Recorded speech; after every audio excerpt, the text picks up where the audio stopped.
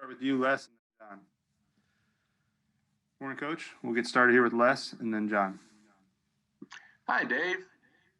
So, is this your most challenging year coaching special teams? And how would you sum it up? I think you've had problems in almost every area except coverage, which has been very good. What's happened? Is this the most challenging year? I don't know. Every year is challenging in its own ways. Obviously, like I've said before, we have a really high standard. I have a high standard for myself and for, the things that we get done on special teams, obviously. I think I said last week, at the end of the day, we've won 4 games. Last week we were going into game 15. This week we're going into game 16. It's definitely not been good enough, I don't think, in any area. Certainly not mine, that's for sure. At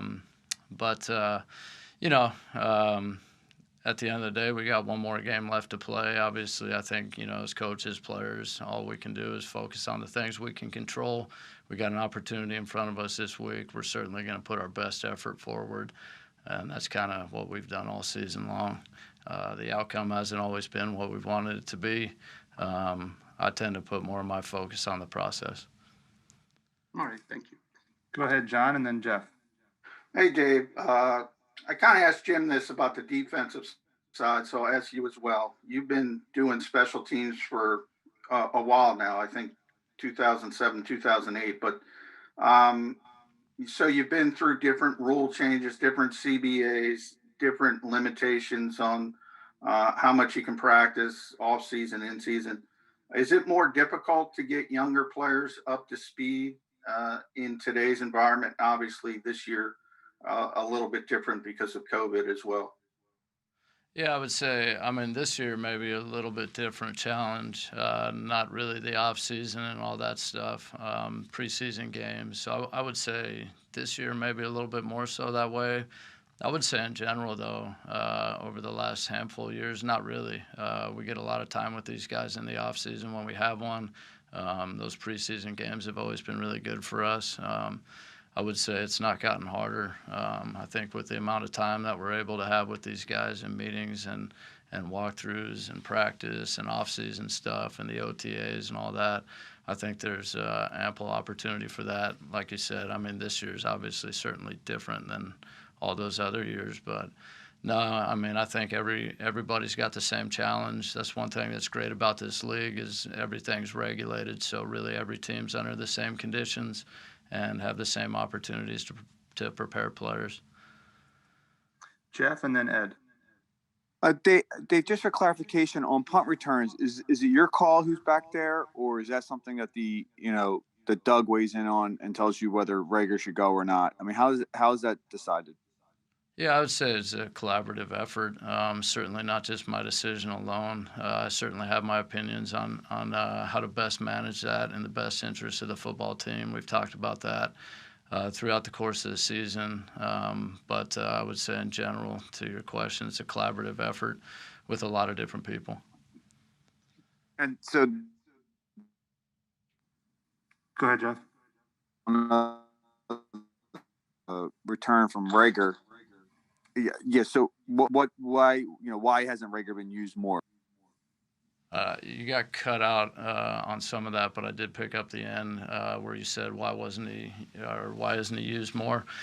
I think I've answered it every other week, if not every week. But for us, we're trying to put him back there when he can, or when he's got the chance to affect the game in the biggest possible way. I think I'll just give you an example. Yesterday, CeeDee Lamb, or the other day, CeeDee Lamb was out there just a handful of times. They spelled number 11 in there when the situation wasn't quite as returnable.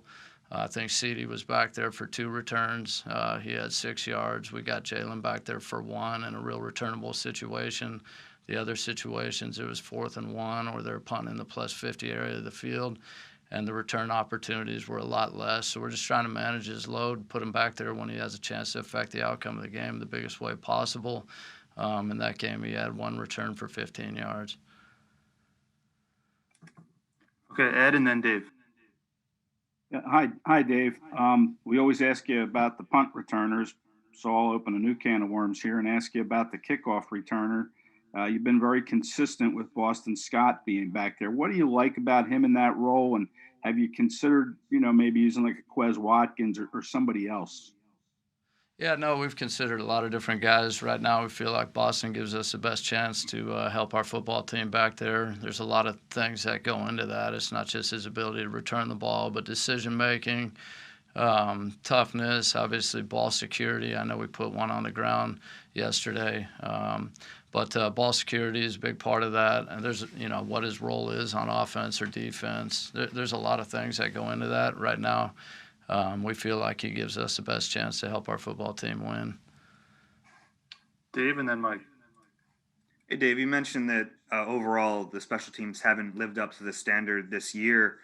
I know it's kind of a generic question or a general question, but what are some of the main factors do you think that led to that this year? Yeah, I think there's a number of different things. I'm not going to get into all that stuff. Obviously, every challenge is different every year. I think I told you last week I would never make excuses. This is a bottom line business. The bottom line is we got to get the job done. That's what we want to be known for. That's certainly what I want to be known for. Like I've said before, some days I've been better at that than others, or some years I've been better at that than others. I've been fortunate to have a lot of success in my career. Obviously, we won 4 games. This wasn't our best effort there. But at the end of the day, I think coaches, we focus really a lot on the process. I know the outside world focuses a lot on the outcome. There's a lot of things in the outcome that I think any individual coach can't necessarily control. And again, I'm not going to go into all that stuff. But I think for coaches, we focus on the process. Did your players know what to do? Did they know how to do it? Did you put them in a situation in practice? Did you drill it? Did you go over all the things possible to have them prepared, the best you could have them prepared? So I think, individually, like my focus is more on that type of stuff in terms of how I evaluate myself. I would say that there's always room for improvement. I've always said that about myself. I can grow a lot and get a lot better. There's no doubt about that. But I don't know. That's kind of in general where things are. Again, I'm not going to make excuses. We haven't done well enough. We'd like to be better. I know no one out there is harder on our performance than I am myself. Mike and then Zach. Dave, you've had a lot of success with wide receivers playing, gunners and in coverage, Riley Cooper, Brad Smith, all those guys. Why haven't the young wide receivers been involved at all on special teams? It seems like Quez Watkins and John Hightower just haven't been out there at all when they've been active. Yeah, I know that question's been asked before a little bit, and I would say that you're asking why isn't a wide receiver out there, but I would say at the end of the day, what we're trying to do is put the best 11 out there, and sometimes it's not that player can't do something, but somebody else on the roster can do it better. Right now, like we feel like Kayvon and Rudy Ford are our 2 best gunners out there, and they're better than the down-the-line wideouts that we have a choice to play. And so at the end of the day, that's why they're not there. And if I can follow up with that, when Rudy was out, how big of an impact did that have on your special teams coverage unit? Yeah, I don't know. Rudy's obviously a really good player. He went out there and had, he affected the first punt and he made the tackle on the second one in that game. He's obviously really productive. He's had a lot of production for the plays he's been on the field. Certainly anytime you lose a player that's that productive, it has an impact. But like I said, I'm not going to make excuses. I think the challenge for a coach is to find a way to make the best out of the parts, so that the sum of the parts is or the sum is greater than the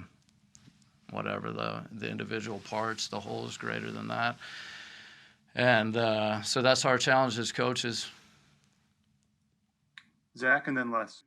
Hey, Dave, circling back to the kickoff returns, you guys have 3 returns of more than 25 yards this season. That's the 3rd fewest in the league. You said you like Boston best back there. So are you of the belief that number would not be better if there was a different returner? And why do you think you haven't had I'll those? say this: at the end of the day, I don't think that play just comes down to one guy. So I think you're trying to base the success off the whole return unit, off of one player. I don't think that's fair for any one player out there on the field. I think there's a lot of different factors that factor into that: who you play, who you have, who they have, how you match up. Um, obviously for us, like in that game there, we had a double team on a guy and we didn't get the double team done, taken care of. A guy beat us on a double team and ended up making a play back there deep on us. And I don't think that really has much to do with Boston.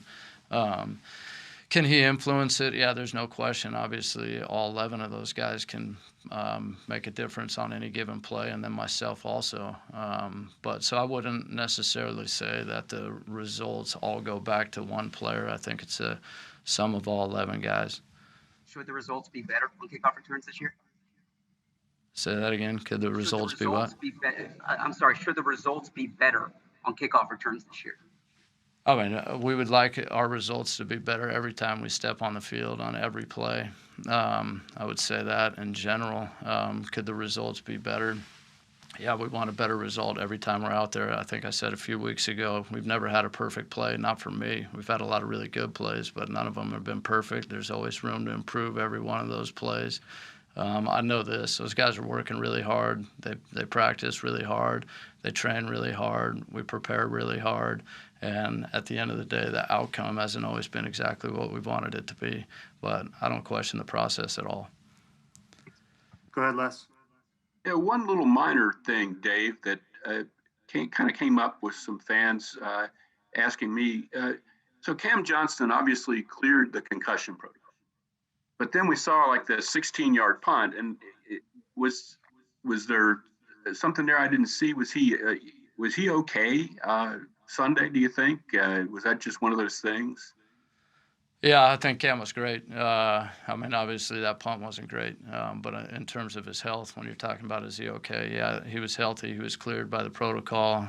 It's obviously rigorous what they have to go through for good reason nowadays. And he cleared all those things and was cleared to play.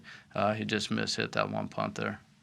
Okay, and there wasn't I didn't see there wasn't somebody right on top of him or anything like that when he hit it, or. Yeah, no, I didn't see that Okay. either. All right. Yeah, I think he just had a miss punt. Any other questions for Coach? Okay, thanks, Dave.